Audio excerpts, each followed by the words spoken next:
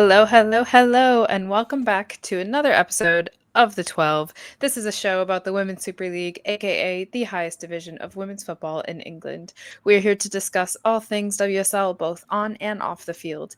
Each week, we'll be breaking down games, showcasing stars, and highlighting important stories surrounding the game. My name is Deepti, and I'm here with my co hosts, Marc, Tombaum, and Treb. And this week, apparently, it's about figuring out where the game is being shown in the United States. So I'm going to hand it off to all three of you guys because I am not in the United States, so I don't have that issue. But go on, tell me how you could or could not watch the matches this weekend.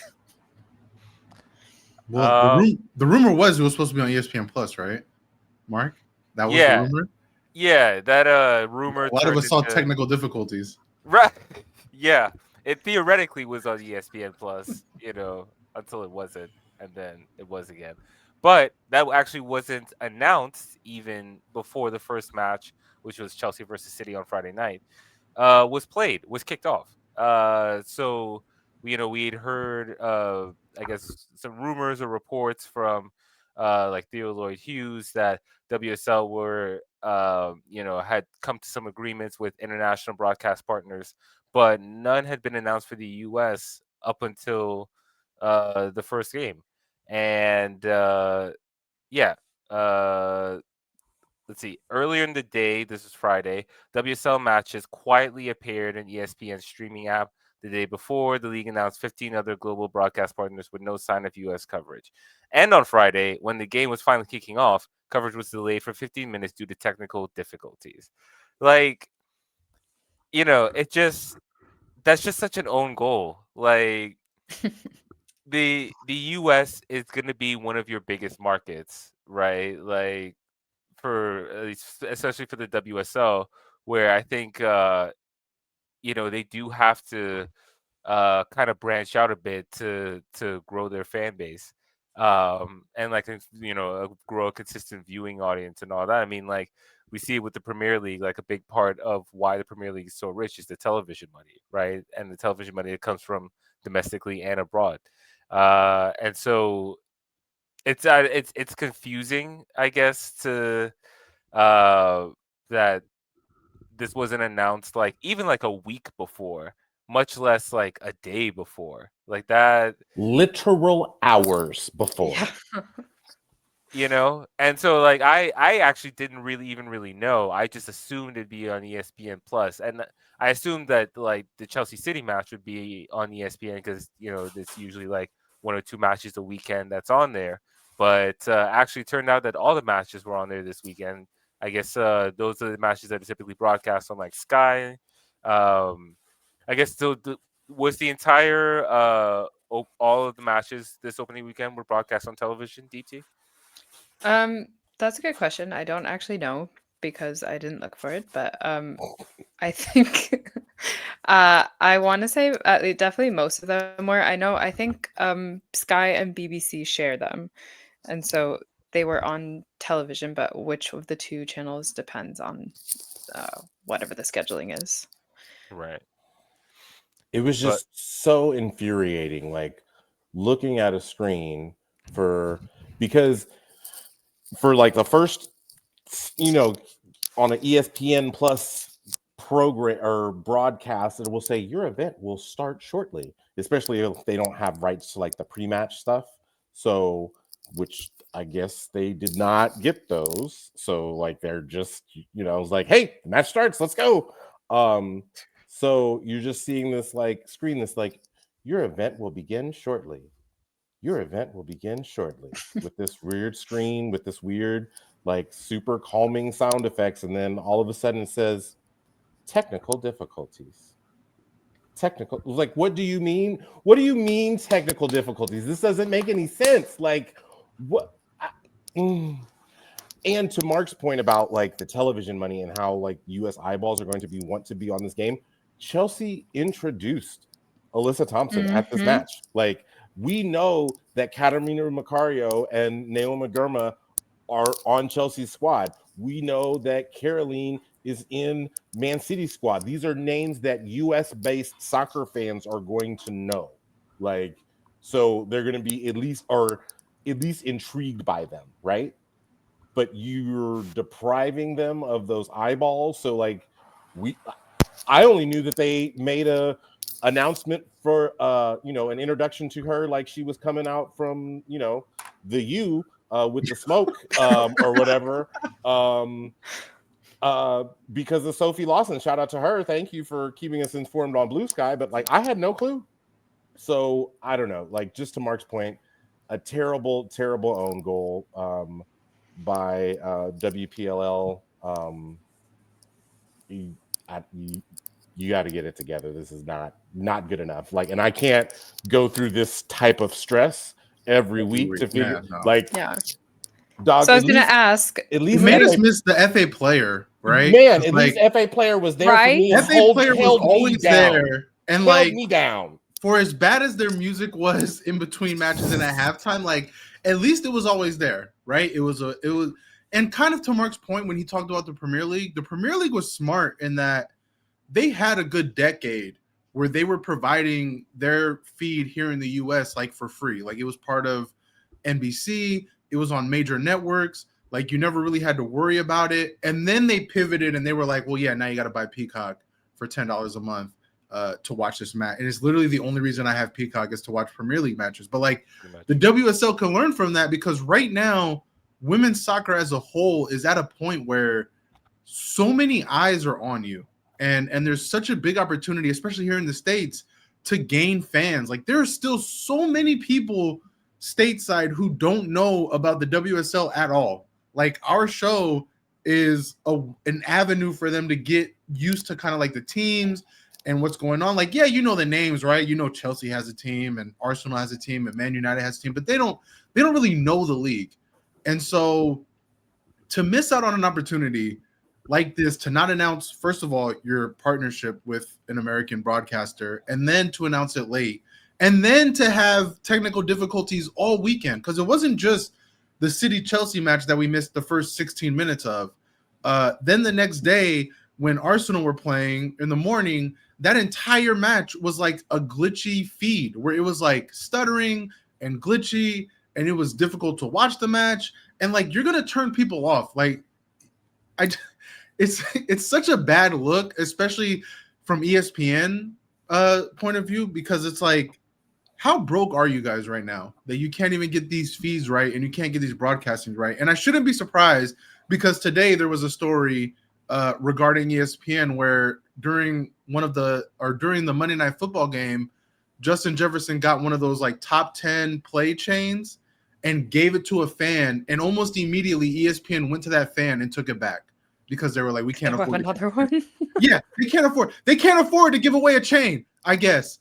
And I guarantee you there weren't real diamonds on that chain. So like, what are we really talking about? Like a $20, bootleg top 10 chain. So like, this is where ESPN are at right now. But like, as far as the WSL concerned, it's like you have to get your shit together because you're missing out on such a huge portion of what could be fans, right? And we talked about this before, where you have investors like, Mr. Serena Williams, Alexis coming in and owning pieces of Chelsea, and you have JJ Watt coming in owning parts of, what is it, Burnley? I think it is. Mm-hmm. Right. So like an American-based venture capital. Yeah, exactly. So you have these American figures Ham.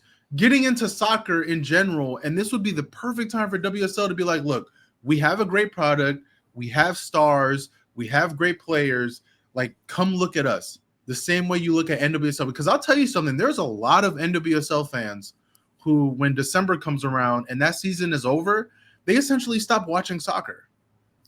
And you're talking about March.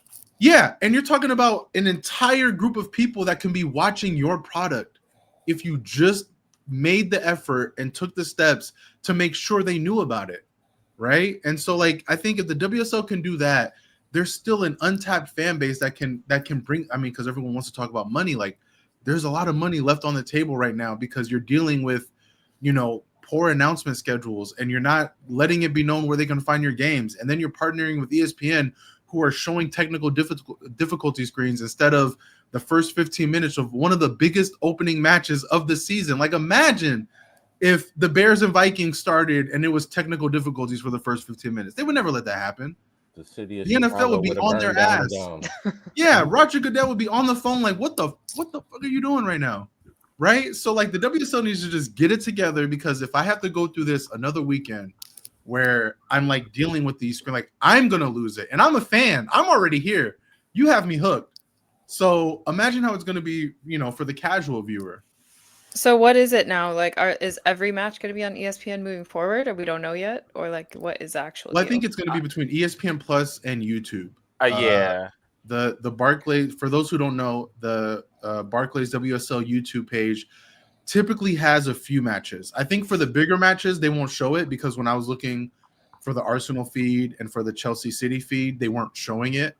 But like for Brighton and Aston Villa, they were showing it. And for Everton, Liverpool, they were showing it. So I think it'll be between those two, you'll be able to find all of the matches on any given weekend. So, but this is wild, because if you go to the enhanced ESPN app, it'll have like, and you go to soccer, like to see, viewing, it'll have the leagues that they carry. Like they show some CAF World Qualifiers, NWSL, NCAA men's and women's football, Bundesliga, because they're the American partner, La Liga, they're the American partner, Eredivisie, La Liga 2, Bundesliga 2, USL Championship, USL 1. There is MLS, which I don't even know how they do that, because I don't think they have any the rights. MLS is on Apple TV, which is crazy that they would have MLS there. WSL is not listed, which is a shame, because you mentioned Bundesliga. Like right now, there are so many people getting into Bundesliga and Bundesliga 2, specifically because they took the time to, promote and let it be known that, hey, you can catch our product on ESPN Plus. And there are so many fans, like shout out to 50 Plus Donor. Like there are so many fans now checking out a league in Germany that they had no idea even existed 2 weeks ago, because of the publicity and the promotion. So like WSL, please get your shit together. Like, please get your shit together. You're missing out on such an enormous fan base. Because I'll tell you something. American soccer fans love, like I would say that the WSL soccer fans, the women's soccer fans, they love NWSL, and you probably will never overtake them. But there are so many like soccer fans that watch both men and women's that absolutely hate the MLS.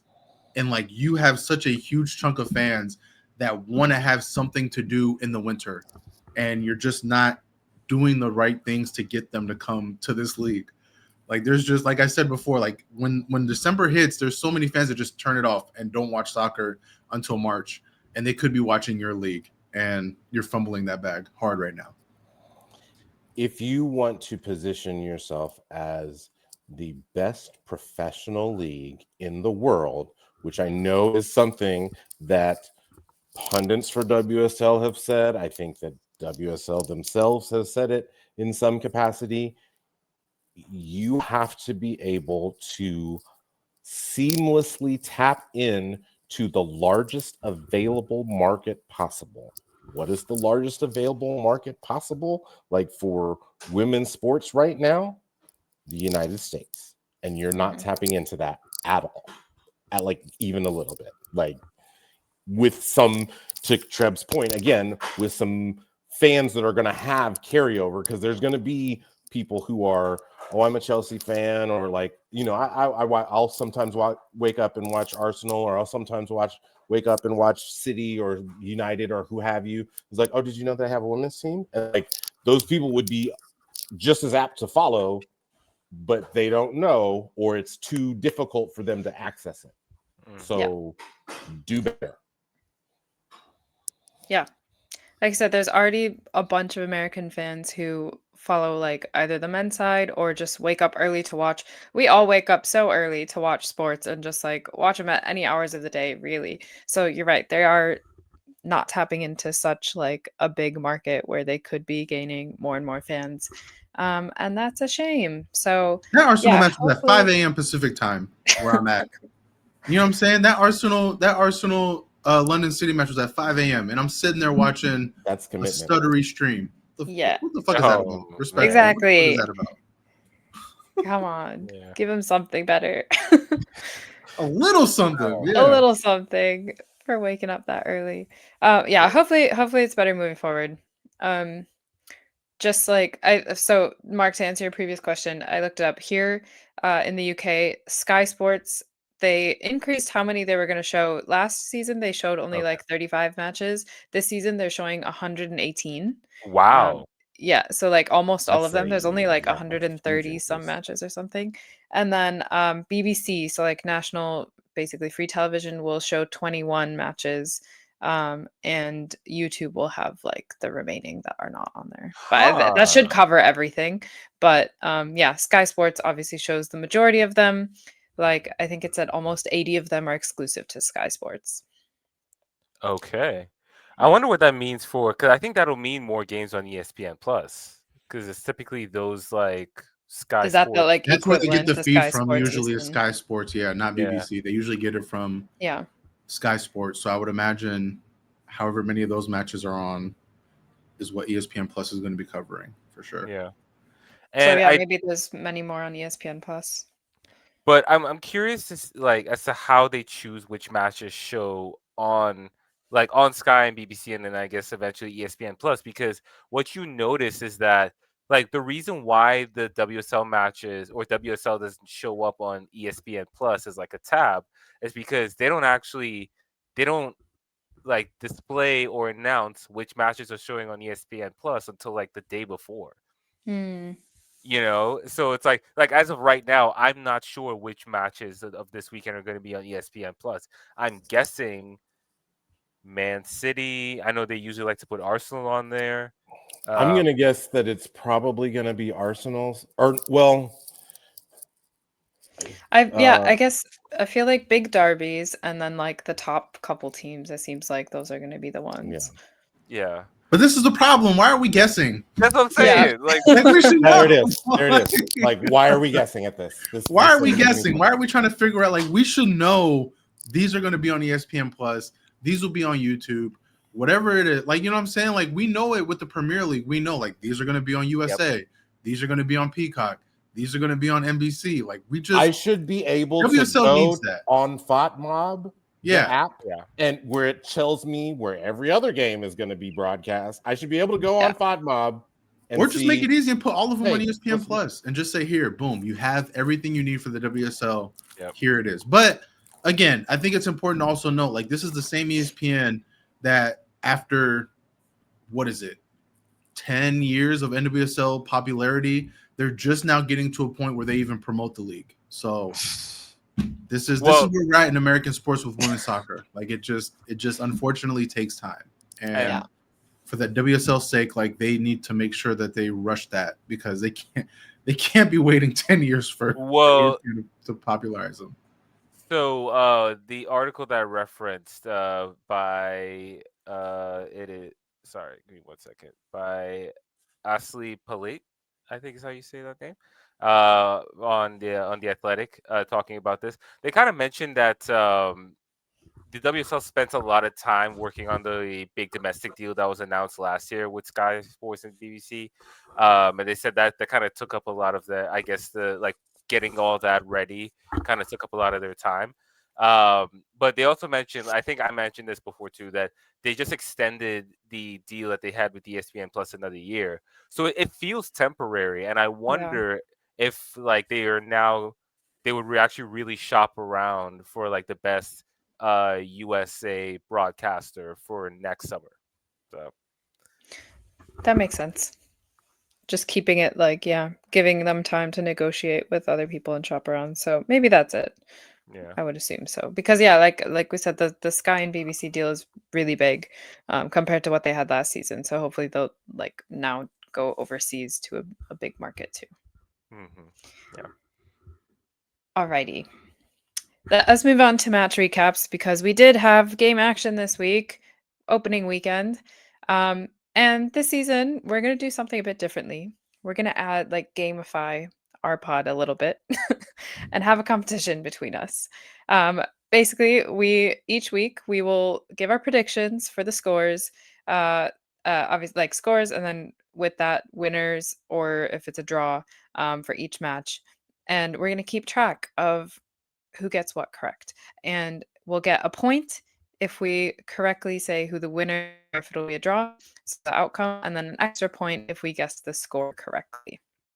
So as we go through each of these matches, we'll also like recap what our predictions were and tally up points.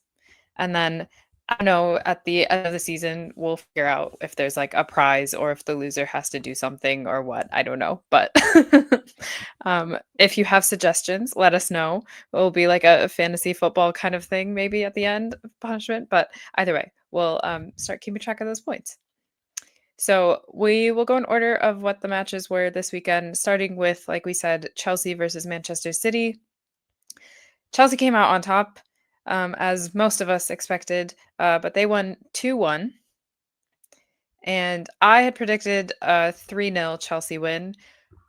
Technically, Chelsea did score all 3 goals. Not wrong. You're not wrong. Because the one was an own goal. But yes, I'll just give us that 1 point for that. Marc, you said 2-1 Chelsea. Bang on. 2 points for you. Tom, you as well. You said 2-1 Chelsea. So both of you, strong start. Treb had faith in City. This was before I knew there was going to be a game involved. I wouldn't have taken the chance. I wouldn't have taken the chance. I was trying to give City some hope. And it's like I said before we hit record, like, I'm never picking City again. I don't care. I don't care who they play. I've lost faith in them. That was I'll let Tom start because that was he's so a quick. City fan, but that was that match pissed me off. So, Marc, start with a deep sigh. You said that, well, it's possible that we could see 3 at the back and that we might see Baltimore and Ellie Carpenter more as wing backs. And I don't necessarily love that. And I don't know why you would say that when my manager, whose name is not Seb Hines, whatever his name is, I'm not bothering to learn, but because it's not Seb Hines, decided that, you know what? I just have to have Alex Greenwood out at left back, and decided to have Alex Greenwood out at left back while playing the most inexperienced center back duo that you could possibly have in Gracie Pryor and Jade Rose. Now, I'm not saying that it wasn't smart to start either one of them. I probably would have started Jade Rose if I knew that Alex Greenwood was going to be her center back partner. Fair? Yeah? Yeah. No, that was not the case. Not the case at all. And in both of the goals, you saw that. And I like the fact that not Seb Hines seemed so unprepared for the fact that, like, oh, Chelsea's going to use wingbacks. Like, that's how they're going to deploy all of this talent at me. And it's just like speaks to poor scouting, and like it does not engender faith for me going forward. That I know that. Because Ellie Carpenter made her WSL debut and looked like a goddamn star. Mm-hmm. Mm-hmm. All right. So, we come on here, we give our opinions, but I think what I like about us as a group is we can admit when we were wrong. Eleanor Madison Carpenter. Oh my God. The full government name. Full government name. I had no idea. First of all, I didn't know she was that Her fast. I didn't know her whole name was Eleanor. First of all, that's crazy. Yeah, first of all, that's news to me. I'm not gonna lie, I did not know. that might be. I might have made that part up, but you don't know. You're just out here talking shit. Okay, I got it. Ellie has to be short for something. That's just. I like how Eleanor was the first one you came up with. But yeah, oh man.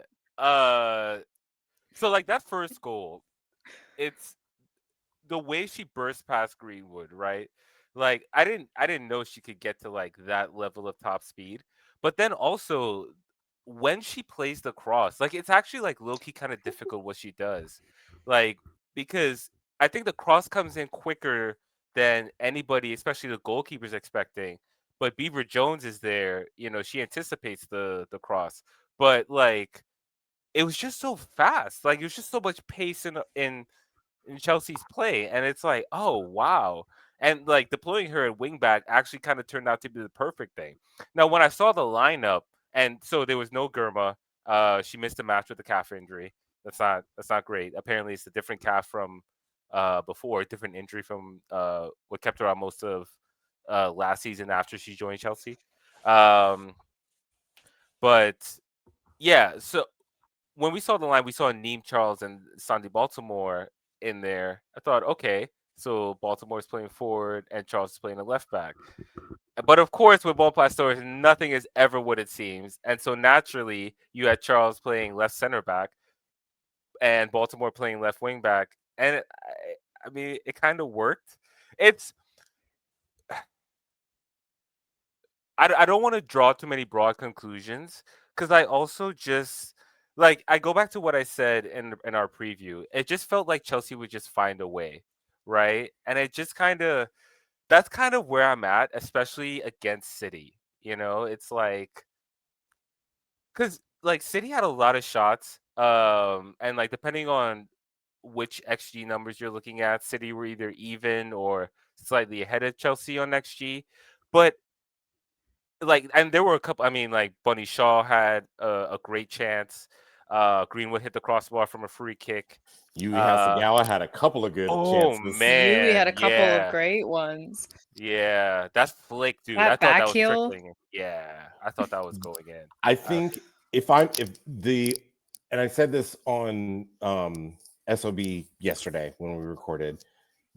If I'm going to try to be positive and take anything positive from this match from for City, the fact that Sydney Lohman allows Yui to get forward and be more involved in the attack, that's something that I can hold on to. Like against lesser teams, that's going to matter, right? And I also know that like this match, like the results of this match automatically put a cap on City ceiling, on the ceiling for City season, right? Like like third is highest. Like and like I could. There was a scenario Really? before So this. wait, so match day one, off of Yes. this result alone, Yes. you Yes. feel like Yes. third is the highest, Yes. even with no Carolyn. Yes. Okay. Also, I guess we have to Alright. talk about her replacement, who like I hope that she gets better soon. Like Oh, she man. she did not have a great match, first of all. Like and because again, starting inexperience when like you're not expecting wingbacks, like she's supposed to be pacey and like be able to pin Carpenter back, and she never really knew when to like City's press was going okay, except when Chelsea moved to their right side and was like, oh, she doesn't know who to press or where or when. So that's why one of the reasons Carpenter had all that space up and down the flank. And I'm pretty sure she had a fairly severe dislocation of her shoulder. Like I think there was she did not walk off the pitch at Stamford Bridge. Like when I think you saw the cameras of Hannah Hampton like talking to or gesturing to Stonia Von Pasteur, and she was like tapped her shoulder, did the break thing. Like, yeah, it was not great. We don't have any updates on her yet as of yet, but I will just say I hope that she gets well soon. I concur. I want to add something that I thought was funny. This was from one of the articles on The Guardian by Tom Gary. He is quoting, and I guess he asked Sonia Von Pastor a question, was quoting something that she said. And it's really funny to me because she expressed frustration at the deliberate tactical timeouts that City took. Several teams do this, where their goalkeeper will go down with an injury. They'll come out. The team will go over to the manager and discuss some tactics while the goalkeeper is being treated on, etc., etc. So This is exactly what happened. The City goalkeeper went down. I think it was during the first half, and the It was like the 12th minute. Yeah, but anyway, City coach like was instructing his players with the board and stuff, and apparently Bombast seen like telling the officials and like pointing to her watch or whatever, just like telling him like why this is not really like he shouldn't be able to do this. And after the game, I'm gonna read this. This is what she said. For me, that's not fair. It's not in the rules. I mentioned that last season as well, with all the goalkeepers going down just for the coach to have a tactical stoppage to talk to the players. Now, wait for this part. I'm not saying I will never use that because I know it can be part of the strategy, I was just but it about was to say too much she does today. the I was about to say, same thing. and Sonia's to be the main one doing that. She be the main, bruh. The moment Chelsea get a lead, they let me stop. And I have Because, to go like listen, I was like, bro. let me stretch out real quick. And Yeah. Every team in soccer attends the dark arts class. around the world. Every team, whether it be domestic, whether it be international, every team attends the dark arts class. They all go through it. We all know it. Some teams are sitting in the front, star pupils. Other teams kind of just like in the back chilling, headphones on. But every team is in that fucking class. And Sonia be the main, as an Arsenal fan, I can tell you, Sonia be the main one. So, like, I can get how it's annoying, but like to sit there and complain about it, and then to be like, well, I might use it too, but I'm also gonna sit here and complain about it. Like what? But I get it though. Like, I mean, yeah, she would use it too, because as long as they're not, the rule is not being enforced, then like, why not use it to my advantage? Which this is why the Premier League changed their rules. This is why the Premier League changed their rules to avoid this. But like, even then, right? You can't. It's hard. First of all, it's hard to tell when a player is really in. I mean, sometimes it's hard to tell. Other times we know what it is, but like a lot of times it's hard to tell when a player is really injured or not. I think 12th minute using tactical timeouts is wild. But again, you're playing one of the best teams on the planet. He had no idea. He had no clue.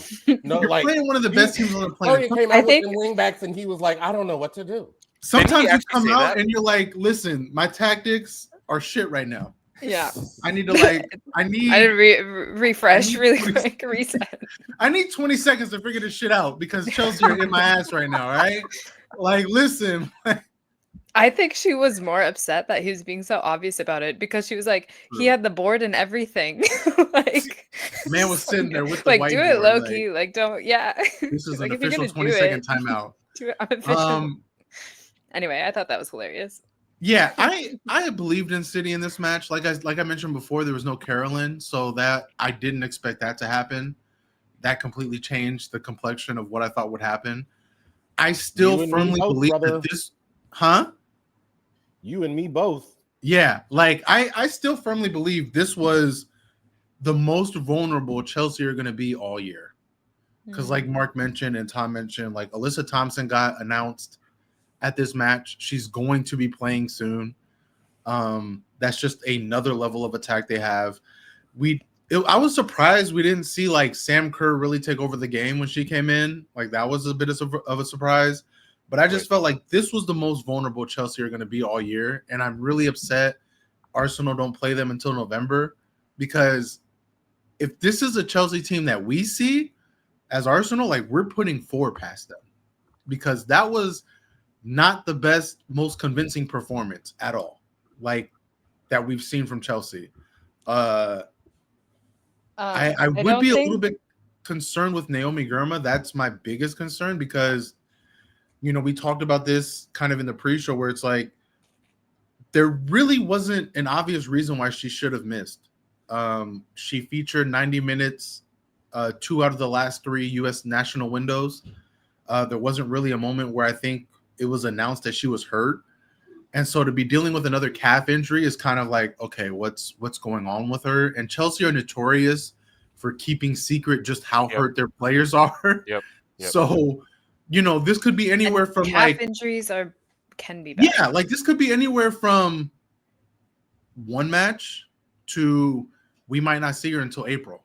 Like, we just Mm-hmm. don't know with how Chelsea move with their injuries. And like, that's fair because Arsenal are a bit the same way where they're really secretive in terms of the length and the window of how players are hurt. But I think if you're going to be without Naomi Girma, your $1 million signing for any prolonged period of time, I think you're going to be looking at a much different Chelsea team. And it's just a shame that other teams can't really get them because like I said, I firmly believed in City, and for them to kind of put the performance that they had in this match was disappointing.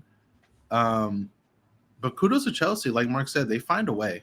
Like they just seem to always find that goal that they need. They seem to always, because I think anyone watching would agree that City controlled a lot of that match, but just, all Chelsea need are 2 or 3 opportunities, and they're going to put 2 or 3 goals by you. So kudos to them, I guess. mean, between the first and second goals, yeah, like it was largely advantage City, and that's where like most of those like big chances we talked about came in. But I mean, I think a big part of also what helped Chelsea get over the line was subs. I mean, to have Kat Macario, who, by the way, like even with no Sam Kerr, essentially no Sam Kerr, and no Myra and other players not playing, Kat Macario is still coming off the bench. Like now she was the first one off the Sonya bench. don't like that lady, and she don't like Sonya. Like that's what it is. It's why we all assume Kat Macario is probably playing her last year in London, right? Like I think that's fair. And it's funny because like she still manages to make an impact when she does play, So I hate that shit. I'm not gonna lie. I exactly. hate when a player's on their way out and they're still trying to. And they're just too good. They can't even. You know what I'm saying? Like, pretend look, to be man, you're bad. trying to leave. Just don't help them. Fuck She them, can- motherfuckers. Like, fuck She them. can't help but to hoop. Like Can't that's Yeah, help no, it. Exactly. Super, man. Exactly. But Clarification. Sam Kerr, I don't believe she entered the match. I don't think she played yet. Oh, So did she? is that I right? thought she came. Did I? no, did I she miss didn't that? play. Yeah, Okay, well then there you go. So That's why she didn't make the impact because she didn't which is play. why she didn't make the impact because she was I still was- on that. I was a little surprised, but I also kind of get it. I feel like this is Yeah. not the kind of match she wants to introduce. you didn't need to put her in this Exactly. match. You didn't need to like risk that. Mhm. Okay, shall we move on? Next match. That was a fun one. Arsenal versus London City. Home opener at the Emirates. Arsenal came out 4-1, won that. Tom kind of nailed his prediction here. The scoreline, not much, but like I told you exactly Yeah. what was going to happen in the order in which it happened. You London did. City You scored did. first, and then y'all was nervous for 10 minutes, and then y'all scored 4 straight goals. Boom, boom, boom, boom. Yep. Exactly. That is exactly what happened. London City. Well, okay. I'll start with Leah Williamson had like a cleanup operation after the Euros, so she's going to be out for a bit, which means Katie Reed is going to be filling in as center back for her. And so that she started, and unfortunately, one of the first things was concede a penalty to the Lionesses. It was like a late lunge, basically. Nothing like egregious, but it was a penalty. And then Asani scored. And after that, Katie Reed kind of locked in and like bounced back really well. And I think she was like locked down. I forget who it was who she was like one-on-one with for most of the match, but yeah, was like fully with her the whole time, didn't really give up too many chances or anything after that. So I think that after that one mistake, for such a young player to like come in and have that kind of concede a goal or like a penalty and then bounce back so quickly was really good to see. So I think she'll like definitely be an important part and make an impact while she's filling in. And then our £1 million signing showed why we paid that much for her. Olivia Smith with an absolute banger of a goal. So I went to this match, and it was so much fun. And like, of course, when like when London City scored, actually, and like got even before they made the penalty, as soon as they like it was conceded, I turned to I went with my flatmate. I was like, oh my gosh, Tom predicted this. It's like, this is gonna happen, and I was like, because because he predicted this, I already know that like they need to score first, and then we'll just bang out a few goals. So I don't care. Like if this is the goal they score, fine, let it be a penalty. So I was not pressed. The rest of the stadium was like a little bit, yeah, on edge a little bit for like, until Olivia Smith did her thing, and then we're like, okay, we're good, we're great. So yeah, that was a banger. She almost had another one like off a volley, off Russo's cross. There were several chances. Honestly, we could have scored way more goals than we did. There are a lot of close chances. Chloe Kelly had one that was like also off a volley. There were like Emily Fox had a couple.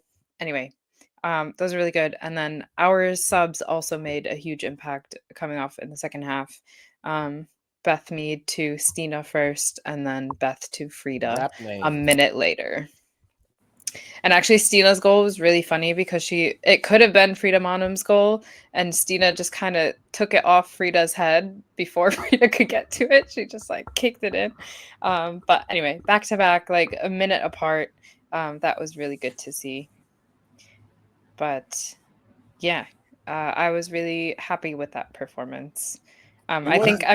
It was an I'm impressive glad. performance, and Yeah. but I have a question for both of y'all. Where Yeah. where was KCC?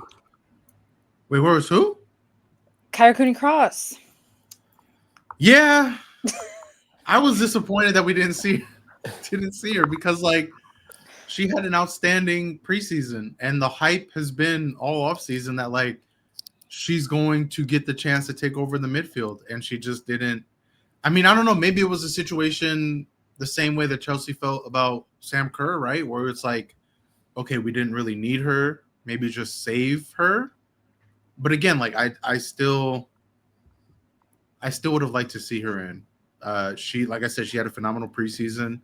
She looked really good. I thought this would be the perfect match to start her in, but I can also see kind of keeping her as like the secret weapon after this match, right? Because I think we all felt that Arsenal would get past the newly promoted team fairly easily. I'm a little disappointed in that. I just want to wax. Can I just like take a second to wax poetic about Katie Reed? Because this is an 18-year-old center back right now who's coming in for one of the biggest clubs on the planet, who made her Champions League debut last year, who was able to kind of get minutes last year, rotating in with Leah Williamson. And like, she's an absolute unit. Like, I can't get over just how well Arsenal are at kind of recruiting and building these defenders. Like on the men's side, we have Gabby and we have Timber, and like we have like a lot of these really solid defensive units. And like now on the women's side, we have Katie Reed, who like there's a debate going on as to how tall she is, because she's like might be legitimately 6 feet tall, because like Lada Mubi-Moy is 5'10" from what we know, and she like towers over her at times. And so I've just been like, I know she gave up the penalty, not great. Like Deepti said, it was a late lunge. I think with experience, you learn either make that move earlier or just let it like just kind of back off and have faith in Daphne Van Dompeslaar behind you. But I think it was just a mix of like first match, first like kind of like really the first start of like, okay, this is my position now with Leia out. Like I think she was just trying to make a play, and I don't blame her for that. But I just think that she is such a talent. Like it's rare when I get excited about Arsenal youngsters coming in through the academy, but like I really love her game, and like the way that she played preseason, the way that she showed out last year on the times that she got in. I was really happy to see her get the start. Like Arsenal are leaning on her in a lot of the media things that they're doing, right? Like she's in a lot of new videos, and so like you get the sense that she's a player that they're really going to bring up with the senior team. And so I think after that, conceding that penalty, like she really settled in. She really did well. London City, we've talked about, may not be the most complete roster, but they have like a lot of veteran star attackers on that team. And I think for her to handle the likes of like Islani and Paris. Yeah, like Nikita Paris, DVD, like being able to handle these players and veteran wily attackers, like is huge. And so like I just want to tip my cap to her because I think she's in for a big season with Leia out because Leia only 5'7", is still a unit in her own right? Like she's a captain for the reason. She's the captain for a reason, and so I just think with Katie Reed stepping in, it just shows the depth that team has at defense. Like I was really impressed with her. Arsenal as a whole, like I think all Arsenal fans kind of felt the same way Tom did, where you felt like London City would just find a way to score first. It's just kind of what we do. Right, first match of the season. It doesn't matter who we play. Like we're gonna concede first. You kind of feel like it. Daphne guessed the right way on the penalty, just couldn't get to it. Shout out to Aslani, like she converted it. Whatever. Yeah. But in the end, we got the win. Again, Olivia Smith, I feel like just earned all of the £1 million we spent for her with that one strike because I skeeted this like. I don't think I've seen an Arsenal attacker, men or women's, that has produced a goal like that probably since like Thierry Henry, like legitimately. And I know that's high praise, but like I don't remember the last time I saw an attacker just take on the defense and say, "Fuck it, I'm gonna take this strike from 35 yards out and I'm gonna nail it." You know, like we're such a team that plays to walk it in, as everyone says. And like we play for like the beautiful link up passing and the easy opportunities. To see a player just take on the defense and be like, fuck it, I'm going for it. And then hit it like that makes me so happy because Chelsea have that in Lauren James, right? Like Chelsea have that in Amira. And so like I think if we're going to really take down Chelsea this year, because I think that's the ultimate goal is to get back to winning the WSL, we're going to need players like Olivia Smith who just find space, create space, find space, and then have the confidence in themselves to take that shot. And to see that as her first goal, debut goal, it probably won't get any better. But if she can give us 2, 3, 4 more of those, we're going to be in an excellent place. So at the end of the day, we got the 3 points. I'm happy. Olivia Smith, amazing debut. Katie Reed, amazing performance. Like I'm happy. I'm happy with that performance. I've been saying we need shooters who shoot, and like Chloe Kelly was the only one who really would do that. And like even this time, we saw some chances where she did that. So now that there's 2 of them, this is great. And like, and I love Chloe. Like I just think Chloe's more a facilitator, right? Like I think Chloe's one of those players that like she's gonna stretch out the defense and get wide, but she's gonna service the ball in more times than not. She can take that shot, but I just like you said, like there's a reason that she led the league 2 years ago in chances created. Like exactly, that's what she does. Exactly.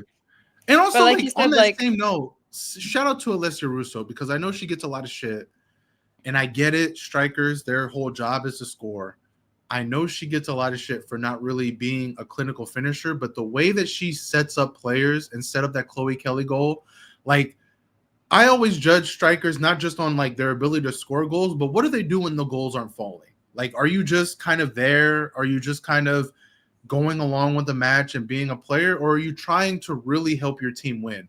And I feel like Alessia, even if she's not scoring, she's doing what she needs to do to provide the assist, to provide the space, to help her teammates succeed. And so, again, like as an Arsenal fan, like I just want to give kudos to that because I know she gets a lot of shit for not scoring a whole lot, and I get it. I would love to see her score more, but the fact that she never gives up and continues to open up scoring opportunities for her teammates is huge, in my opinion. Yeah.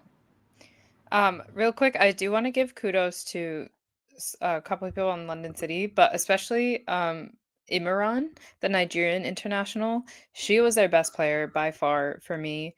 There was that one. It was 2-1 Arsenal, and Imran hit like also a long range chance that hit the crossbar. I thought that was going to go in. I thought it was going to go in. Van Domsar was like didn't even move. Like she didn't even think. I don't know. She got so caught off guard. She had a Manu moment. Yeah. Yeah. No, not the hashtag Manu moment.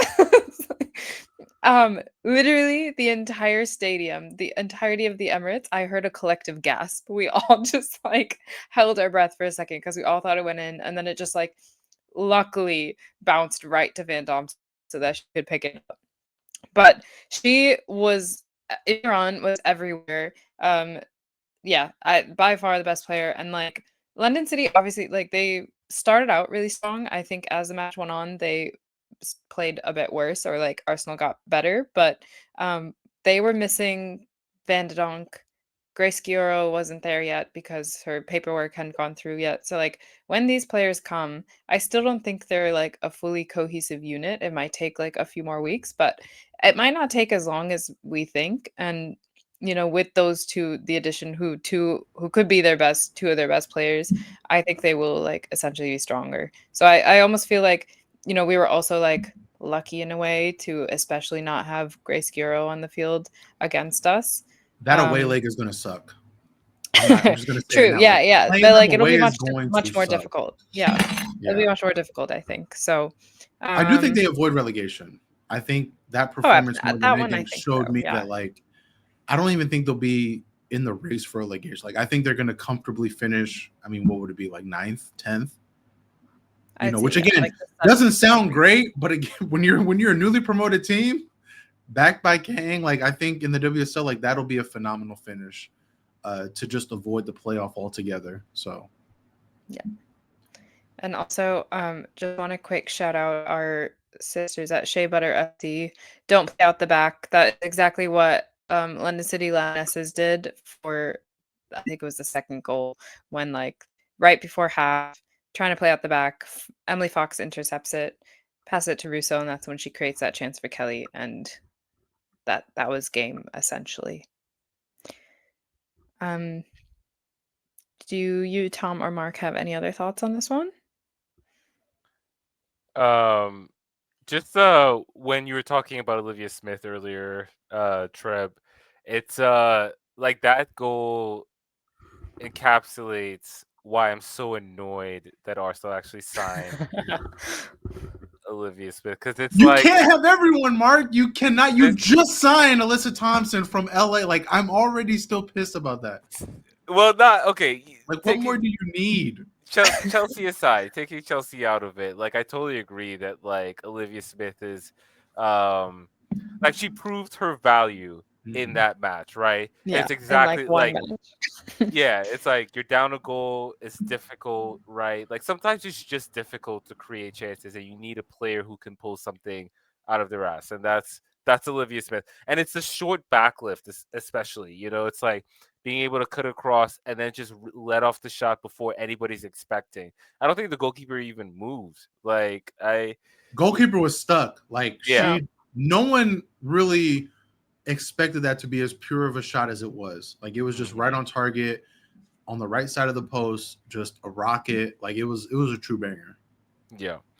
And my other thought about this match is the way London City allowed goals in like consecutive minutes reminded me of what happened to them against West Ham in the League Cup, where they were drawing 1-1, I think, and then it was like back-to-back minutes. I think it was like 73rd or 74th or something like that, where they just allowed consecutive goals, and then the match is lost at that point. And I think that even with all the players that they signed, like I think it's where you see they'll need time to adjust to the level still.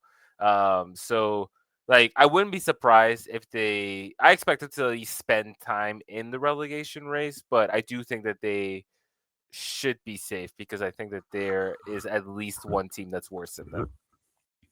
Yeah. Okay, really quick, I'll run through what our predictions were and who gets points. I said 3-1 Arsenal win, so I'll get a point for that. Mark had a 2-2 draw because he's a Chelsea hater, Arsenal hater, Chelsea fan, whatever. Big hater energy. Big hater energy gets you 0 points. Trev had 3-0 Arsenal, get a point for that. And then Tom, you know what? I'm going to give you 2 points just because you even though the score you said 2-1, you predicted how it would play out. So you'll get 2 for that. Appreciate it. Thank you. You're welcome. All right. We'll move on to the next match, which was Brighton Aston Villa. Probably the most disappointing match of the weekend.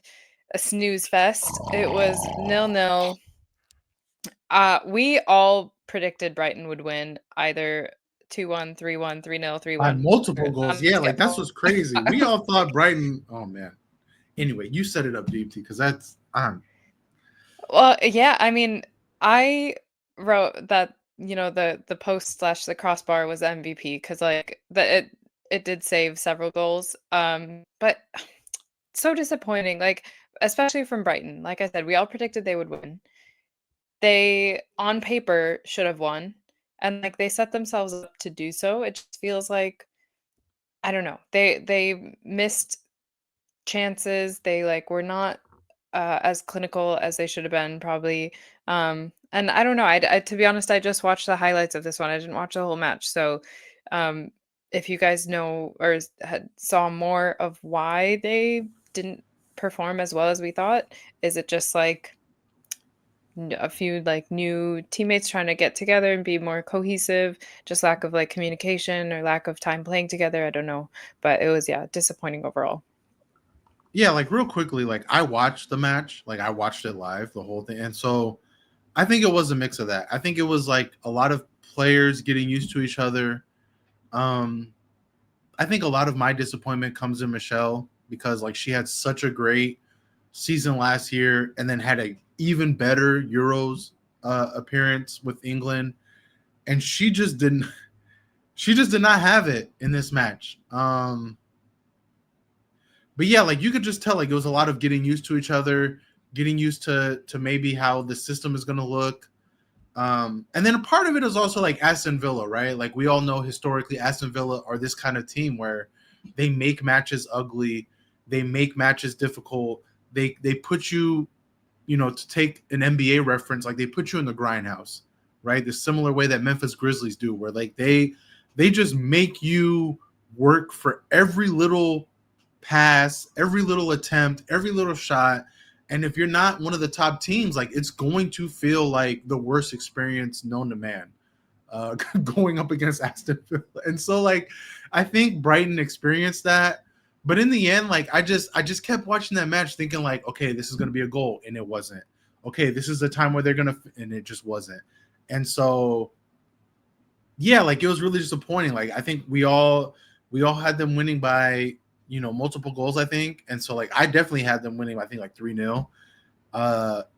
It was just unfortunate. It was just really unfortunate. I think this was an opportunity for them to make a statement and they didn't. And so like I'll be interested to see how they bounce back in week 2. But just as far as opening matches go, Brighton were definitely the team that I felt like lost the biggest opportunity where they could really be in the mix for kind of like that 5th, 4th spot that we thought that they would be in, and they just weren't. You cannot take 18 shots on target or 18 shots total and only 4 of them go on target. Like that, you cannot expect to win any sort of match at any level in this sport and like with that poor of finishing. And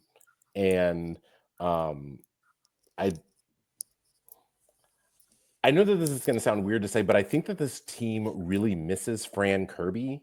Like, I think that there's an element of Fran Kirby's game that like helps calm things down or like kind of pushes things over the line. And her retirement, which I thought it was interesting that she was the commentator for the Chelsea City match.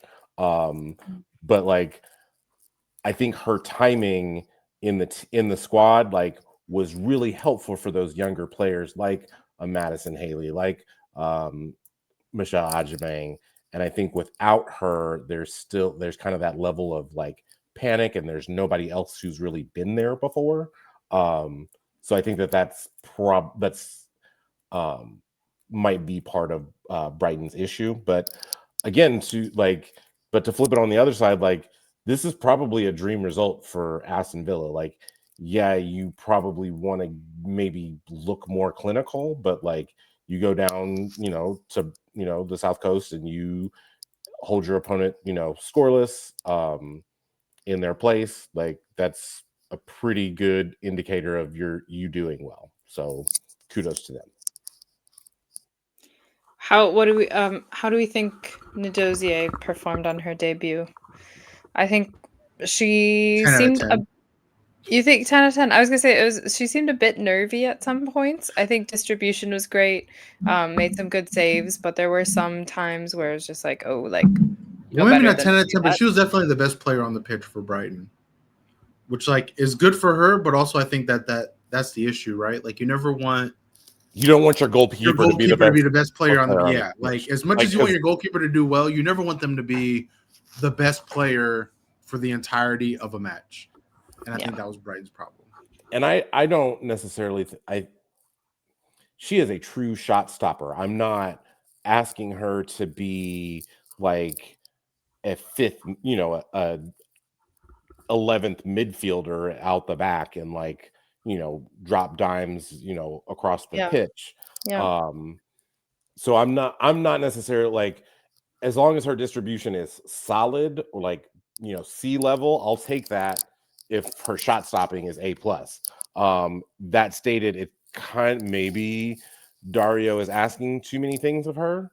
But it's like Aston Villa really wasn't in a position to like make them pay for that. I am interested. We're not there yet, but we'll get there. I am interested in their next match. All right. But before we get there, we'll talk about what was probably the most fun match of the weekend, like objectively, was the Merseyside derby, Liverpool versus Everton at Anfield. Everton completely blew Liverpool out of the water.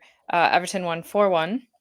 I predicted an Everton win. I don't think I said a score, but I'll get a point for that. Marc predicted 3-1 Everton. So, Marc, you were really close. 1 point for that. Treb said 2-1 Everton, another point for you. And then Tom was hoping for some Derby madness and a 3-3 draw. Not quite. No. It was the Everton show. And in fact, it was actually the Ornella Vignola show. She was making her debut and scored a hat trick on debut. First Everton player, men's or women's, with a hat trick against Liverpool since 1931. That's 94 years ago. That's wild. Yeah. And A man named Dixie. That's how long ago this was done. They don't call people Dixie anymore. I mean, for valid reason. What does that Otani mean where they're like Yeah. they're like Otani and Trout does something spectacular not seen since Tungsten O'Doyle and the Angels lose the game. So that's what it feels like. It's like not since a man named Dixie. That's a man named Dixie. That's goodness. crazy. That is such a 1930s name. It is. That is a 1930s name. But she was fantastic. Mas Pacheco was also fantastic. Yes, she was. Her crosses were like dimes, pinpoints. She had 2 assists. Just overall, they look strong. Like Liverpool had their chances. They also like hit the woodwork a few times. They looked for like here and there looked a bit strong, but overall it was Everton. Everton has played Liverpool obviously at Anfield 6 times and they've won all 6. This is the first time that Liverpool has scored at Anfield, like the women's team, against Everton in the derby. Yeah. So, like before this, Everton had held them scoreless 5 times, but yeah, they've won 6 out of 6. So, like, another fun quote that I want to read out really quick was from Brian Sorensen, Everton coach. Let me see if I can find exactly what it was. If I don't find it, I'll just remember. Basically, he was like, you know how Everton is moving into what used to be the men's stadium before they're keeping it with them. I think Goodison Park is what it's called. Yeah. So the women are taking over Goodison Park. And he's like, yeah, it's big shoes to fill, but we've already kept Anfield as our training ground, so don't worry about that. And like, yeah, something like that. So he's not wrong. They've scored way more goals, obviously, than Liverpool has. So this is just another one on the list, another training session for them. Yeah, the socials tried to scrub that quote, but it made it out, and I'm so glad it did. So glad. Yeah, because and he wasn't wrong, right? I mean, Liverpool were in it in the first half, like you mentioned, DT. They hit the woodwork a bunch, but that second half, that was all Everton, man. And yeah, to get like stunned like that by Vignola, I mean, ooh, because There was it there was was there was this on the second goal. She sent Carrie Holland to the phantom zone. Like, To the oh nether realm, just yeah. fucking. yeah, man. Like, and wait, wasn't that on a counter from a corner? I want to say. Yeah. Oh yeah, Yeah, yeah. Yeah. Yep, from a that's corner, right. immediate break to just Yeah. absolutely That was destroy them. wow. That But solo effort. Yeah. yeah, yeah. So it just, but like, I think for me, so I didn't realize. I first of all, I didn't realize that they like the derby at Anfield had become a thing, right? Like I didn't. And then so I didn't. I also did not realize that this weekend's match was going to be at Anfield, right? But when I saw that, I was just thinking to myself, here we go again, right? Here we go with these teams who don't properly invest in their women's team, but they want to do the showcase, right? They want to capitalize on um, the big, you know, the like the event of like the opening weekend and then like the bigger stadium and so forth. By the way, Anfield for that weekend drew, what was it? The entire city of Liverpool needs to do better. 11,904. Now this was What? yeah, well, this was apparently kind of a down weekend because so the WSL deliberately started this weekend because it's the men's international break, and like I think it was a couple weeks sooner than they would have ideally started, but obviously wanted to capitalize. But so the Arsenal match drew 38,000, which was the lowest Emirates attendance for an Yeah. Arsenal opener since 21-22. That I do know So they were expecting more for that as well. Yeah. yeah, so I think that's curious. Stamford Bridge, Chelsea also didn't draw that many fans. Didn't really fill out Stamford Bridge all that much. So, that's just a curious note there. But yeah, I just think that getting beaten like that by Everton is as much as Liverpool deserves. Right, like you have this summer where like and we talked about this last season. It's so funny like to go back and to listen to what we talked about where we talked about, hey, Olivia Smith is showing a lot of talent, doing really well. If you don't get serious, she's not going to stay. I was gonna say And then we said that she wasn't gonna stay yeah, past that l- summer, and We and like said that in November. yeah, and yeah, so said so done. You and know what now I she's mean? scoring bangers for Arsenal in her debut. Like that's And like you get a record world record fee for her and do what with it? Like it's a pretty underwhelming window. You didn't really get any players that you think would take you to the next level as a team. Your biggest signing was Gareth Taylor, who came in who Who didn't still is sitting at the top of the stadium for the first 20 minutes of every match. say that again, Mark. Like just say that sentence one more time so people understand what you just said. Liverpool Women's Football Club biggest signing this summer was former Manchester City manager Gareth Taylor. The same Gareth Taylor who ran off an entire midfield in one summer, the same Gareth Taylor who Wild, who wild decided scenes. Who that had Roosevelt, Sam Mewis, other oh people, and could do The anything with same that. Gareth Taylor who got Chloe Kelly to Arsenal.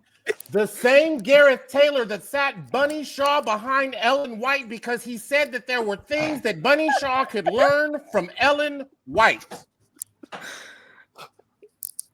oh Boom, case yeah closed. Check. yeah Period. that's yes, that Gareth Taylor. You bring him in, and you bring him in August, which meant he had like a few weeks to, establish his style, recruit players, do the things that a manager needs to do at a new club, they I mean, typically this get a is his couple style, months. right? What? You mean come in late? To lose multiple goals to a rival, right? That's his style, Yeah. right? At the big house, yes, he absolutely does that. Trust me, I've seen it. I've seen it. Fucking letting Ella Toon score a hat trick. I'm still mad about that. That's what it is. He lets But rivals score hat tricks at their own house. That's what it this, is. oh my goodness, That's his we have, MO. The we have, parallels are there. yeah, we have receipts now, multiple Yeah. receipts. Listen, the only good news is Liverpool play Leicester in I week don't 2. know if that is good news. Well, that's what I'm saying. Like, I We'll think this see. will, We'll like we've see. talked about, like week 2 is going to be a real litmus test for a lot of teams. If Liverpool fail to lose, to get a result at Leicester in week 2, because I think they're playing away, right? Yeah, they're playing away. So if they fail to get a result against Leicester, I mean, at the end of the day, like we all thought that this would be a team that could have the potential to be in that relegation race, and they proved us right against Everton. Because I'll be honest, I don't see Everton putting 4 past anyone else this season. Respectfully to them and Vignola, like I don't see them putting 4 past anyone else. And you look at the table now, and it's obviously mainly because of goal difference, but the bottom 3 teams are Liverpool, London City, and Leicester. And I think that these are the teams that you would expect to be in the race. And my thing is, you have a Liverpool squad that's light on talent and a manager who has not shown any real tactical nous, nor has he shown that he can rally the troops, which is kind of Or what you need. develop talent at all. Like, I actually think Liverpool are in real trouble. I know it's only 1 week, but man, that is not. Man said rally the troops. Like Gareth Taylor isn't the reason half of the City squad is gone. Yeah, Like, that's crazy. That's the kind of he motivates people away from him. Like, Jesus Christ. but honestly, I'll go back to something Ian Wright said last season. I think it was after Arsenal beat Juventus. Did they play? I think Arsenal played Juventus in the Champions League, right? Yeah, and like, yeah, gave him the blues. And Ian Wright's point was these big clubs across Europe, like your Juventus, your Man U, your Real Madrid, who don't properly invest in the women's team, I hope you get embarrassed on the big stage, because it sucks for the players, but as a club, it's what you deserve. And I think Liverpool deserved this result. And if they do any more of these big showcase matches against like Arsenal or Chelsea, whatever, I promise you the same thing is going to happen. This team is not good enough. They're not good enough to represent Liverpool. I've said it before, like $5 million, £5 million will get you probably one of the best teams in women's soccer, right, in Europe. And so the fact that Liverpool spent, what is it, £400 million on the men's side and can't muster up an extra 4, 5, 10 million pounds on the women's side, they deserve everything that's happening to them. Like, all due respect. Like, they gave up their young stars in Olivia Smith and Taylor Hines to the same club who should be considered a rival, and they're getting embarrassed by Everton at home. Like, what were they at home? Let me make sure I have that right. Yes. At home. Yeah, they were at home. Anfield. At Anfield. You're getting embarrassed at Anfield to Everton 4-0 or 4-1, and Vignola has a hat trick on you. Like, I would say have shame, but they have none. So No. LeBron James, we're sending the bat signal. Hello. Yeah. Please. Do something. Do something. No, but what you just said there about like Liverpool should be a rival to Arsenal. Literally. Yeah, Liverpool they should be. won the 2013 and I 2014 think all the big titles. clubs should be rivals to each other. The fact that Arsenal on the women's side, their only rival is Chelsea and like sometimes City, like that's a shame, because United should be their rival, Liverpool should be their rival, Tottenham should be competing more than they are. Like, you cannot be a club who has the stature that you have on the men's side and be that bad on the women's side, And like, as an Arsenal fan, like, I do appreciate that we've taken the time to really invest in our women's side. and we've done so from day one. Like that's why we won the Champions League in 2007. Like we've always been that way. But I just really feel like some of these other big clubs need to really step up and be big clubs, because what you are is you're big on the men's side, and that's I think it's wrong, but like it is what it is. But I just think that, like, again, Liverpool spent like 400 million pounds on the men's side, and they can't muster a few million pounds on the women's side to try to make a competitive team. Like that is a disgrace, in my opinion. Yeah, agreed. And it's a cycle, because if they do that, they're not going to attract big players either. And just get worse and worse until they like convince someone and like prove to them that they actually will nurture them, help them grow as a player and whatnot, and like have ambition to like do well in the league. Not going to actually attract anyone. I mean, look at Chelsea. They finally started taking their women's side seriously, and look at where they are now. Like it only took a few years. Like look at where they are attracting the biggest stars on the planet, because people know that they invest in their women's team and are trying to be as best as they can, right? And like they're still chasing that Champions League, but like it's gonna come sooner or later. It's gonna come because look at the players they're getting. So yeah. I mean, Roman Abramovich, like, he didn't do a lot of interviews, but in one of his last interviews as Chelsea owner, he spoke at length about the importance of the women's team, investing in the women's game. We see it growing. We see it in the future. And, like, I made this point before. Roman Abramovich is not a good guy, but, like, that's not the point. You know what I mean? Like, it's not an altruistic venture. Like, it's a serious thing that he was in it to make money because he knew he saw the dollar signs. Like, like if that's got to be the base level, business. it's there. You know, so like if that guy could see the value in it, why can't you? Like, I don't get it. Yeah. Listeners, I just want you to know that in our doc, Marc literally wrote Liverpool, let's chat. Marc rant. So rant. That was Marc's rant. Thank you, Marc, for that. All valid points. We co-sign everything you just said. Moving on. Another team that does not invest in their women's side, but the women have been doing well anyway, is Manchester United, who played Leicester, and United won 4-0. Big win, expected win. In terms of points and predictions, all of us predicted a United win, so I'll get a point for that. Tom, nailing them again, said 4-0, so you get an extra point. So 2 for Tom, 1 for the rest of us. I'll tally up the points at the end of this to see where we stand, but that's how it is. Someone else take this away. I just the highlights again, and United looked strong. Yes, they looked strong. Like, but we all like Leicester don't look good. Yeah, it goes both ways. And Janina Leipzig did not have a great match. Like, I know I said that like last season she was going to be good, and she has not been. Nope, she's not been good. Not being like she got her hands Old on. Girl had her head bandaged too. Like she had her hands on 2 of the goals, and didn't keep them out of the net.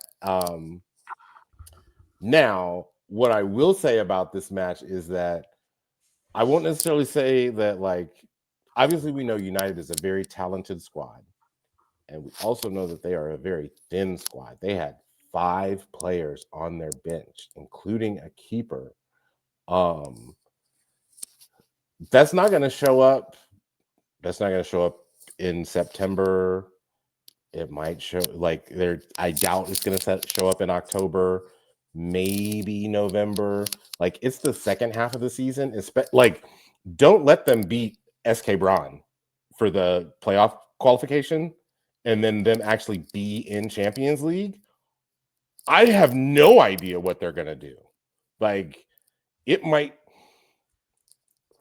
for their long-term interest as a club, it might be in their best interest to not try to advance against Braun and play a bunch of kids, because, like, simply from the standpoint of, like, they don't have the depth to play once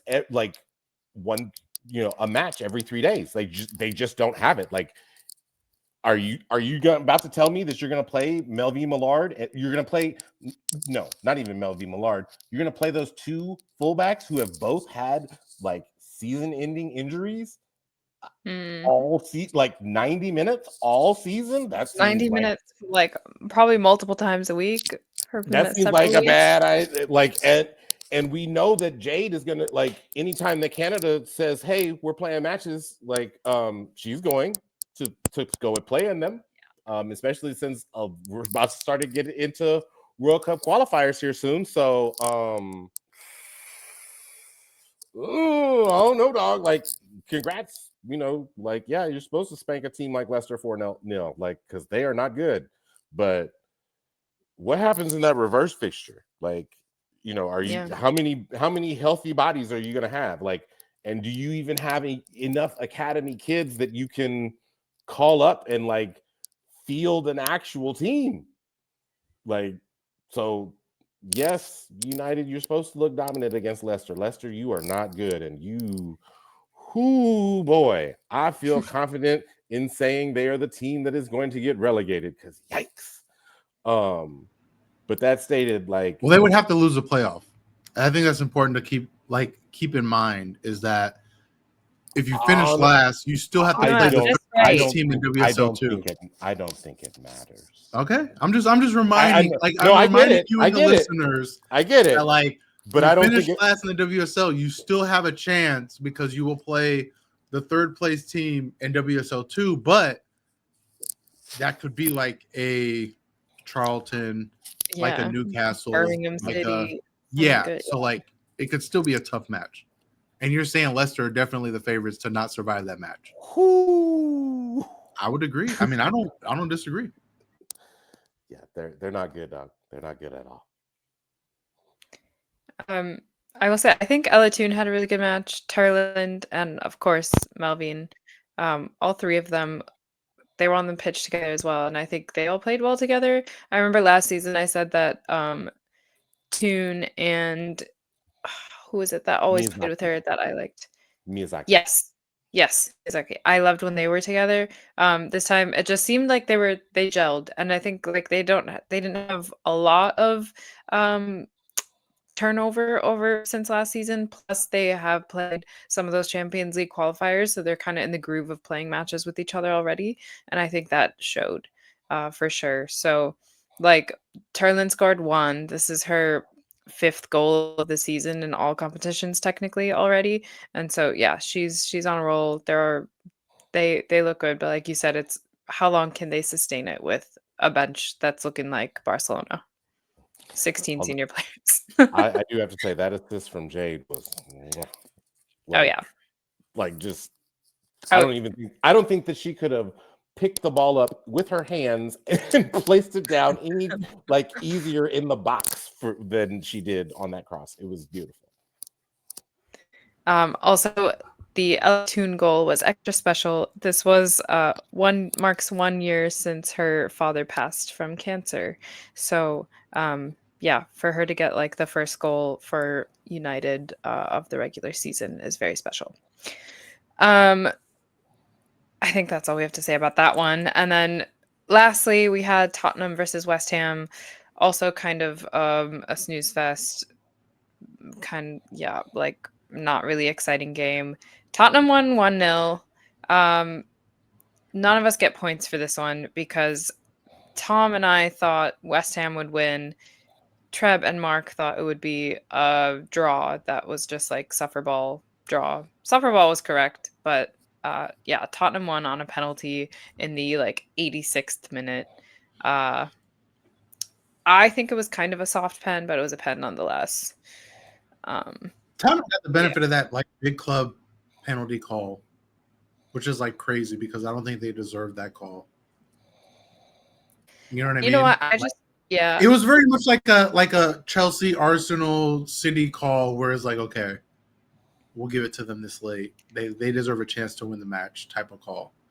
Maybe. I think that would be called whenever, but it was just like it still seemed kind of soft. But I will say, I think West Ham, they had their chances. They just can't finish. They need to attend the Kristen Press School of Finishing. Please. Again, you cannot have 10 shots on goal or 10 shots and only one of them be on goal. That is most bad. That is most bad. Thank God for Beth England, I guess, because like it was one of those matches where like I didn't have faith in Tottenham coming into the season, and I still don't have faith in them. Like after that match, like I really yeah, they survived against West Ham, but I don't see them surviving against like the likes of Villa, the likes of London City. They didn't right? solve their biggest problem from last year, Yeah. which was who's going to score besides Beth England? And nobody. We didn't find out the answer to that question. Nobody. The answer is nobody. That's the answer, Tom. Like you're looking for a different answer. That is their answer. Beth England is their offense. Beth England is their goal scoring. There is nobody else, and they just make it too easy to hate Tottenham on the women's side. Like they just have nobody that's threatening, nobody that's worrisome. I just feel like, you know, if it wasn't for Liverpool being such absolute dog shit, like Tottenham would probably be in the place for relegation fighting. Like, I mean, I don't know. This is a 10th place team, in my opinion. They were literally the worst non-relegated team last season, right? Yeah. And I mean, but like I'm looking at their number, like they had, according to FOTMob, 1.05 expected goals, including a penalty. Penalties are about 0.8. Like penalties are scored about 80% of the time. So like that means outside of the penalty, I thought penalties were literally. I thought penalties were almost a 1. Like I thought they were like a 0.95 for some. I don't know how FOTMob does it, but no. Like I thought it was like closer to 1 than 0.8. Yeah, it depends on who's the goalkeeper is probably. At, yeah, or who's the XG status. Yeah, that too. I know typically it's like for assigning a single shot an XG value, it's like the percentage of that shot being scored, like factoring angle, defenders, and all that. A penalty obviously is just a one-on-one shot with the goalkeeper. So like whoever's calculating it, it's going to be a pretty high, whether it's like 0.8, 0.9, whatever. But basically, Tottenham didn't do shit in this game. Like to need a penalty to win against West Ham is atrocious. 6 shots total. What were y'all doing for the other 90 minutes? Like at home too. What? At home too. That's brutal, man. I mean, the only consolation is that they weren't at home, like at the big stadium. They were at Brisbane, right? Yeah, because they couldn't outplace Post Malone. Post Malone. To be fair, the match that they had, shout out Tottenham Stadium, you got that choice right. Because like I think I would rather see Post Malone than whatever the fuck.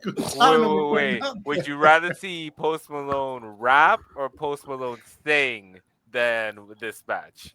I would rather see either. Post Malone. I would rather watch this match. I would rather watch Post Malone read me Green Eggs and Ham than whatever that Tottenham match was. Because, like, honestly, that was atrocious football. Like, there's struggle ball, and then there's matches like that where you're just like, why am I even a soccer fan? Like, why am I up at 4 o'clock in the morning? Why am I here? This shit? Why? Why am I the person that's up at 4 a.m. Pacific Standard Time watching this match? Because that's when it was on. And that's when I was watching.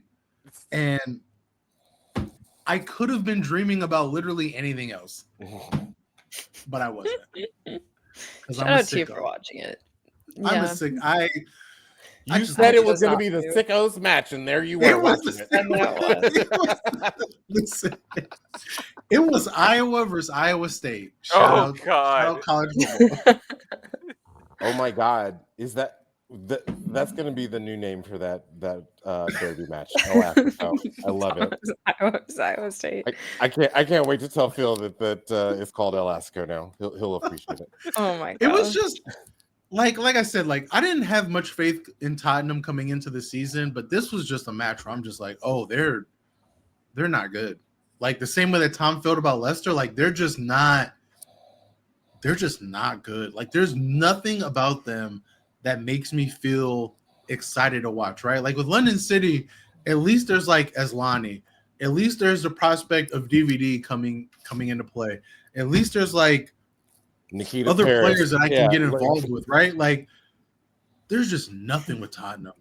And they just refuse to like, I mean, to be fair though, shout out to Tottenham. They refuse to spend money on the men's side too. So it's not like, hey, they got rid of that. Like they're spending money on the men's side and neglecting the women.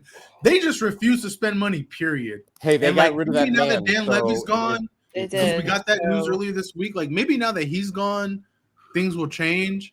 But like as it stands, Tottenham are just. And again, this isn't even the Arsenal fan in me hating. Y'all are just mundane dog shit. Respectfully. Respectfully. That's the best. All right. I'm going to move on because we have a few more things to do before we get to the preview, quick preview. There's a few more news items. Just before the match on Saturday for Arsenal, Arsenal announced that Alessio Russo signed a new long-term deal. Do we know what the terms of the deal are? Or how long or anything? I didn't see like a year length, to be honest. Yeah, it just said long-term and new sign, and I'm assuming I would imagine it's 3 to 4 pay years. As well, like a pay, yeah. So that's exciting. But I've already said my piece on Alessio Russo. Like I said, even when she's not scoring, she's helping the team. I'm happy. Yeah. I'm glad to see her stay. Scott Rogers, the former Liverpool manager from a few years ago, 2015 to 2018, will join Marc Skinner's staff at Man United. He was actually also an assistant manager to Matt Beard when Liverpool won the 2 titles in a row in 2013 and 14. So he has good experience developing players. Will probably be a welcome addition to the United staff. And then finally, we learned that Ji So-yoon, who was with Seattle Reign, I think, most recently in the NWSL, she has signed with WSL 2 side, Birmingham City. She is widely considered one of the best WSL players ever. She played for Chelsea from 2014 to 2022, won 5 titles with them and 13 trophies overall. Fantastic player. Seems like one of the signings where Jessica Berman, hi. My name is Tom Hursley. I'd like to let you know that your players are leaving your league to go to the second to the WSL 2. WSL 2. Second league, second division. WSL 2. So, yes. Get your money up. Because you want to have a salary cap to help teams like Racing Louisville. who respectfully don't even deserve a club in that area. You know who's unwell, Jessica Berman? You are unwell. Ooh. Well done, Deepti. Well done. Yeah. Got him where it hurts. Shout out to everyone who knows what that means. Yeah, but exciting. I think because I think we all feel like Birmingham City is a team that is going to be fighting for like that newly kind of expansion WSL spot. So like shout out to them because they're genuinely making a push. Exactly. Teams like Newcastle aren't making. Yeah. And like again, Newcastle is owned by Saudi billionaires. So the fuck are y'all doing? Exactly. And now that the top 3 in the league have like a chance at promotion, like the top 2 automatically. That's what I'm saying. I think Birmingham are going to finish top 2. They're definitely 100%. I feel like they'll definitely get top 3 at least. And like we see it also, like you said, with Newcastle, like Morgan Bryan or Morgan Gautrat, I think. What is that how you pronounce her? Gautrat, yeah.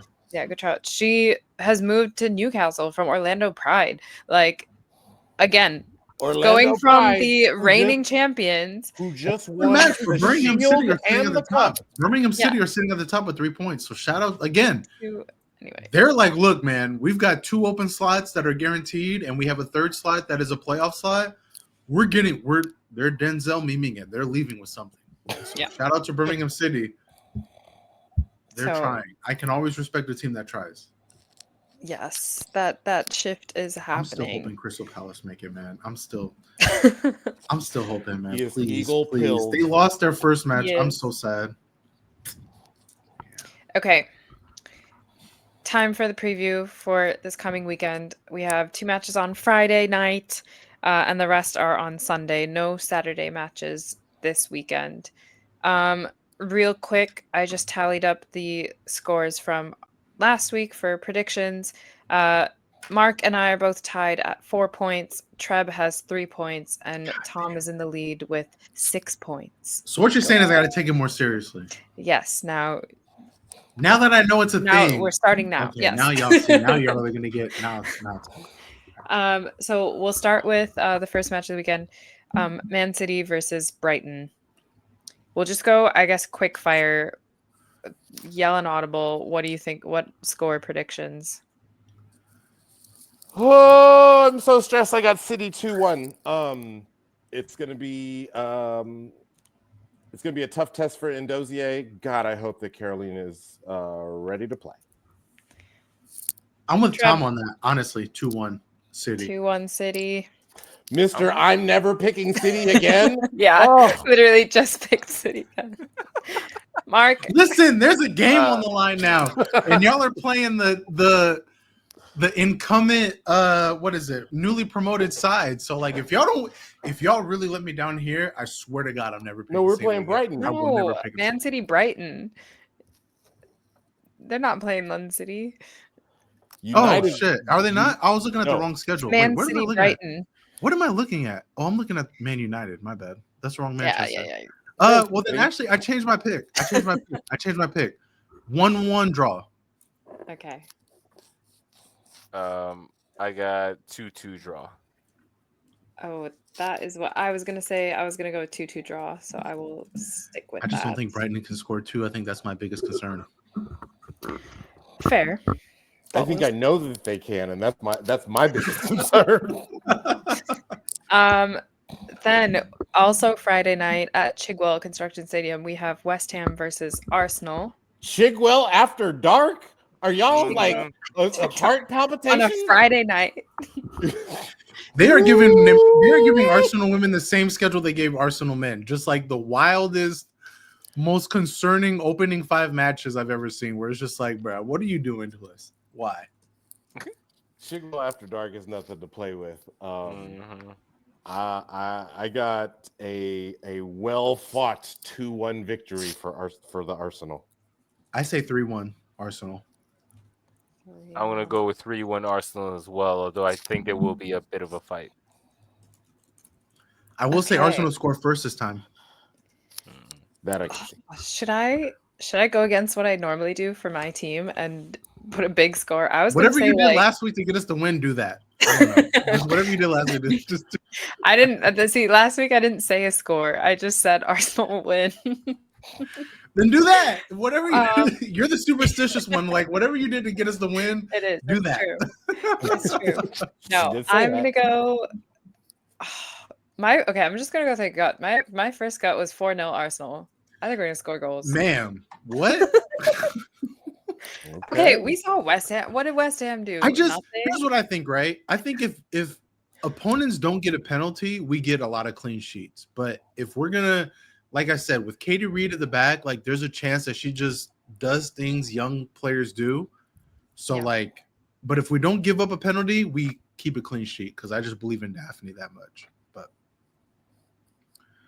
penalties are Okay, I always lied. That's Last why week I said 3-1. 3-1 Arsenal, so I did have a score. So I was Yeah. close. I say 3-1 this week. You say what now? 4-0? Are you going to keep I said that? 4-0. All right. I hope you're right. 3 yeah, points. That's all I why care about. not? I don't give Why a fuck how it looks. Yeah, I was like, good score. I'll keep it. Okay. Then on Sunday at noon, at Villa Park, we have Aston Villa versus Chelsea. 3-0 Chelsea. I think this is gonna be tricky. Like I think Villa Park from Don't just even off say the that, top, bro. no, off the top of my head, like Chelsea tend to like last season. I remember us scamming a win at Villa It was like a You 2-1 did. win, Yeah. wasn't She it? did scam a win that You she did had no scam a business win. That's winning. true.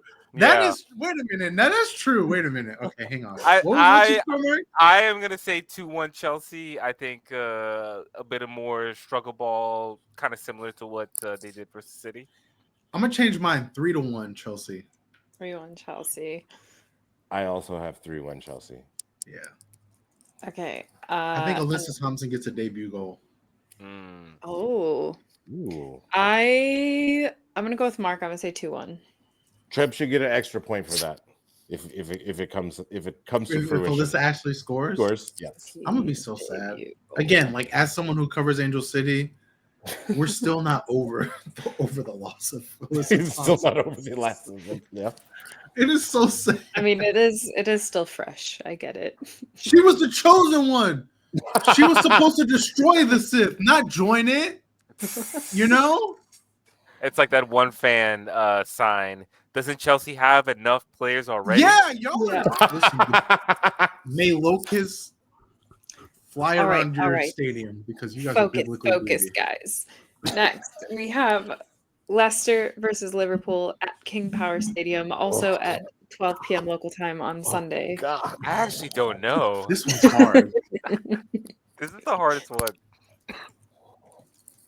I'm gonna say 1-1 draw. As much as I want to say Leicester win. Oh, I want to say Leicester win so bad. I'm gonna say 1-0 Liverpool. Oh, I don't know if they keep the clean sheet. That's true. Actually, the clean sheet might be harder than like. That's what I'm saying. Like that's why I'm just like, I don't know if Liverpool have 2 in them, but also I don't know. If but Leicester, like, they couldn't even like get a chance. I think 1-1 draw is good. I got this hurts my body to I got 2-1 Liverpool. Okay. Yeah. I got 1-1 draw. Okay. Actually, I think the next one's interesting as well. London City versus Man United at the Copperjacks Community Stadium, also Sunday, 12 p.m. local time. I wish that this match was later in the season because I think that like the attrition of United's season is going to catch up with them, and I almost wish that this game was that Man United was the home team for this match, just so that there would be a chance to come back on the reverse fixture later in the season. I'm actually going to go and say 3-1 United, as much as that pains my body to say. But I still think that they're going to be healthy enough. Yes, exactly. I'm gonna say 2-1 United. Also, I believe that they have their first leg on the 11th, on Thursday the 11th, for what? Champions League. For against like next round of qualifiers. So they will be coming off an even like shorter week. Oh, see, okay, wait a minute. Yeah, who do they play in qualifiers? Who do they play in qualifiers? SK Braun. No. And it's away. Yeah. I'm gonna say 1-1. They have to travel. I'm gonna say 1-1 London's I'm gonna say draw. 1-1 I'm gonna say draw. Coming off of Champions League, I think they do just enough to get that Champions League win, but it affects their WSL performance. I think. And the Champions League one, though, this is a 2-leg one. It's home and away. Yeah, so they'll be playing away. That's what I mean. I think they do just enough in that first leg to get by Braun, but like, I think it puts so much on them that they sacrifice that WSL matchup. So I think it's going to be 1-1 draw. Because they're going to be traveling to Norway. Mm-hmm. I'm going to say 2-1 United. I think they'll still get it done. You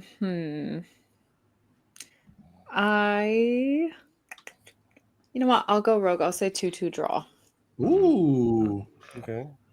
2-2 draw. I feel like I've said a lot of 1-1 draws, but I don't know some why. Of these teams I don't believe in getting a second goal. I think that's what Mark loves a 2-1. I'm noticing. Yeah. That's called hedging. Yeah. Sure. And then finally on Sunday at 2:30 p.m. local time, we Woo! have Everton versus Tottenham at Goodison Park. What do we think? 2-1 Everton.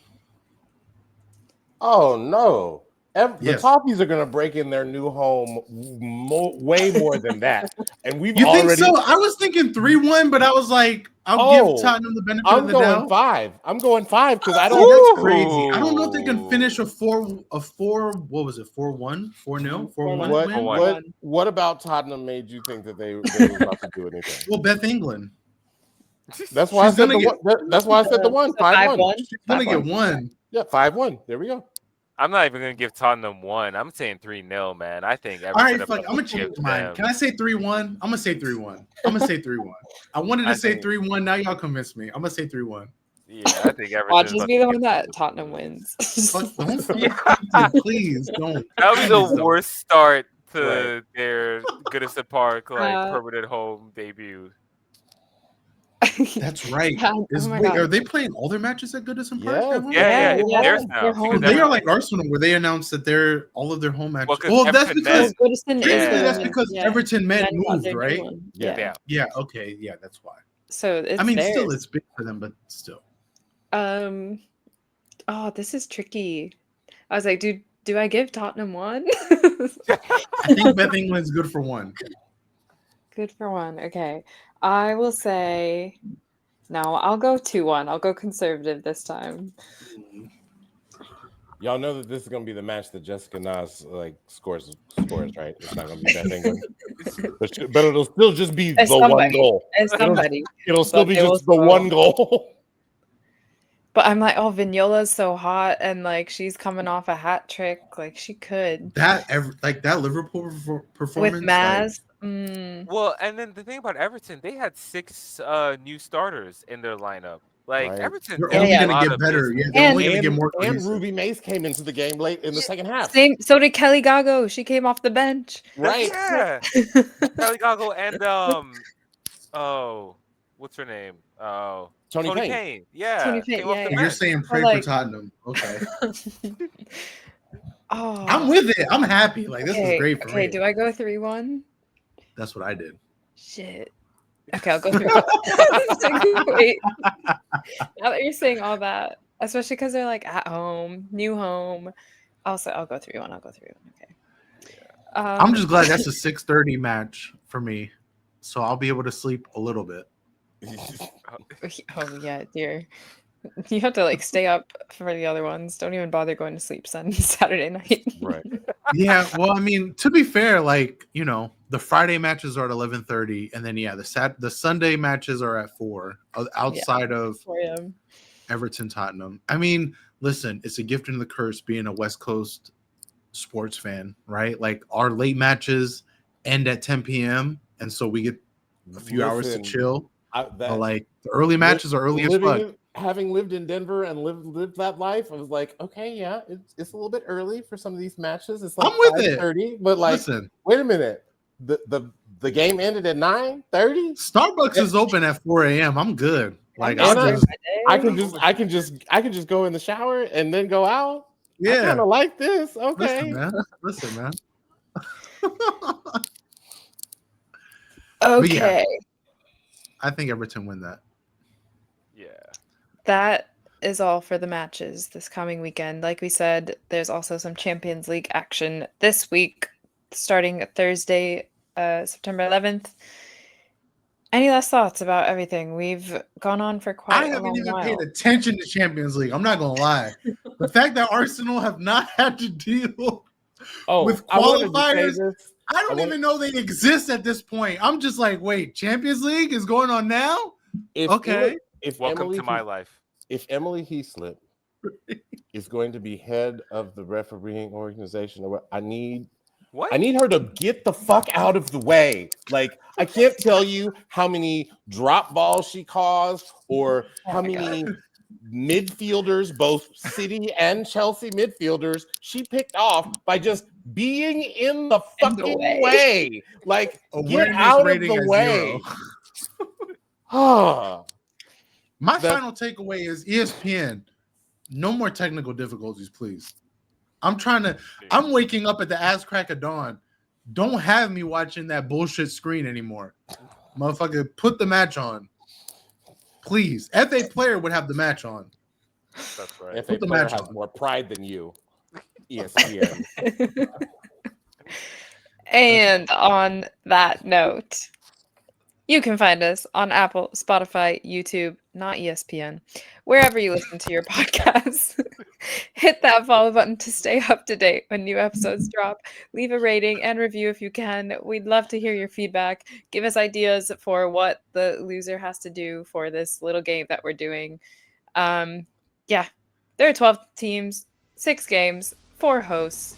You're listening to the show.